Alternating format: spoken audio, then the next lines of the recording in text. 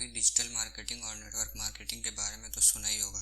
तो चलिए आज हम बात करते हैं इन्हीं दोनों चीज़ों पर, क्या होता है इनमें और ये कैसे काम करती हैं दोनों मार्केटिंग स्ट्रेटजी। तो सबसे पहले हम बात करते हैं नेटवर्क मार्केटिंग की। नेटवर्क मार्केटिंग को शुरू हुए करीब 60 से 70 साल हो चुके हैं और इसको करने के लिए कोई खास इन्वेस्टमेंट की ज़रूरत भी नहीं। ज़रूरत होती है तो बस आपके टाइम की। इसको करने के लिए आपको प्रोडक्ट बेचने होते हैं, लेकिन इससे भी बड़ा काम होता है अपने नीचे लोगों को जोड़ना, और अगर लोग नहीं जुड़ पाए तो आप इस गेम से आउट। नेटवर्क मार्केटिंग में अगर आप कम पढ़े लिखे हैं तो आपका काम चल जाएगा, बस आपको लोगों से बात करने का तरीका आना चाहिए। ये छोटे छोटे शहरों में ज़्यादा काम करती है, बड़े शहरों में इतना काम नहीं करती है। अब बात करते हैं कमाई की, तो आप इसमें कमा सकते हैं 5 लाख पर मंथ, लेकिन 10 साल बाद बहुत से लोगों को जोड़ने के बाद। नेटवर्क मार्केटिंग में आपको घूमना पड़ता है, शहरों में जाना पड़ता है, प्रेजेंटेशंस देनी पड़ती हैं, लोगों से मिलना होता है, ग्लैमर होता है, पार्टी शार्टी करते हैं। नेटवर्क मार्केटिंग में आप एक अच्छे लेवल पर पहुंच जाते हो तो आप काम नहीं भी करेंगे फिर भी आप कमाएंगे, क्योंकि आपके नीचे जो डाउन लाइन पर जो लोग जुड़े हुए हैं और वो काम कर रहे हैं, तो इससे आप कमाते जाओगे। इसके लिए ज़्यादा कोई स्किल्स वगैरह की भी ज़रूरत नहीं होती है, तो इसे कोई भी शुरू कर सकता है। नेटवर्क मार्केटिंग काम करती है पुश स्ट्रेटजी पर। इसमें हमें कस्टमर को फोर्स करना पड़ता है, प्रोडक्ट ले लो। इसमें आप बिजनेस भी कर सकते हो, क्योंकि इसमें आपके पास एक नेटवर्क होता है और आप 100, 200, 5 व्यक्तियों से जुड़े होते हैं फिर भी।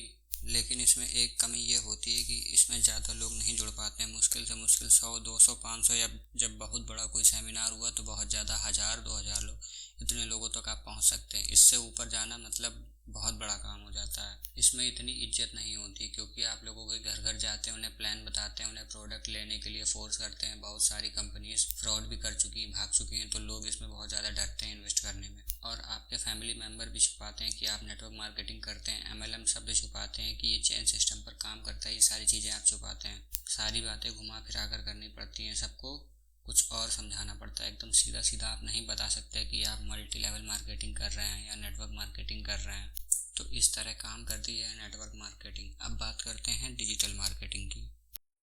तो डिजिटल मार्केटिंग को शुरू हुए करीब 30 साल हो गए हैं, बट पिछले कुछ 10 सालों में इसकी हाइप बहुत ज़्यादा बढ़ गई है और आजकल का सबसे ज़्यादा मार्केट में इसी का बूम आया हुआ है। तो बात करते हैं कैसे काम करती है ये। डिजिटल मार्केटिंग को करने के लिए आपके पास अच्छी खासी नॉलेज होनी चाहिए। जितनी ज़्यादा अच्छी नॉलेज होगी आप उतना ही ज़्यादा इसमें ग्रो होंगे। इसके लिए आपकी इंग्लिश भी बहुत अच्छी होनी चाहिए, अच्छी खासी नॉलेज होनी चाहिए। इसमें इन्वेस्टमेंट बहुत कम लगता है और कम टाइम में आप बहुत अच्छी खासी ग्रोथ हो जाती है आप। तो इसमें आपके पास प्रोडक्ट का होना ज़्यादा ज़रूरी है, और जितना अच्छा आपका प्रोडक्ट और रिकमेंडेशन होगा उतना ही ज़्यादा आप ग्रोथ करेंगे। इसकी इनकम बहुत अच्छी खासी होती है, लेकिन ग्रोथ करने के बाद लगभग 4 से 5 लाख रुपए आप पर मंथ कमाएंगे। बट ये कुछ लोगों के लिए बोरिंग भी हो सकती है, क्योंकि सारा टाइम आप बस अपने लैपटॉप में घुसे रहेंगे, एक्सप्लोर करेंगे, स्क्रॉल करेंगे। इसके लिए स्किल्स और एक्सपीरियंस दोनों चाहिए, हर कोई इसे स्टार्ट नहीं कर सकता, और ये फुल स्ट्रेटजी पर भी काम करता है। इसमें होता ये है कि आपको कस्टमर के पास नहीं जाना होता है, कस्टमर आपके पास खुद आता है और आपकी प्रोडक्ट और सर्विस लेता है। डिजिटल मार्केटिंग एक तरह से आप पार्ट टाइम भी कर सकते हैं, इसके साथ साथ आप अपनी जॉब या बिजनेस कुछ भी कर सकते हैं। अब बात करते हैं इसके रीचिंग की। तो डिजिटल मार्केटिंग में आप सेम टाइम पर हजारों, लाखों, करोड़ों लोगों तक रीच आउट कर सकते हैं। इसकी सबसे ज़्यादा खास बात यह है कि डिजिटल मार्केटिंग में आप एक सुई से लेकर एक हवाई जहाज तक सब बेच सकते हैं। इसकी सबसे अच्छी बात यह है कि आपको किसी क्लाइंट और कस्टमर के घर नहीं जाना होता है,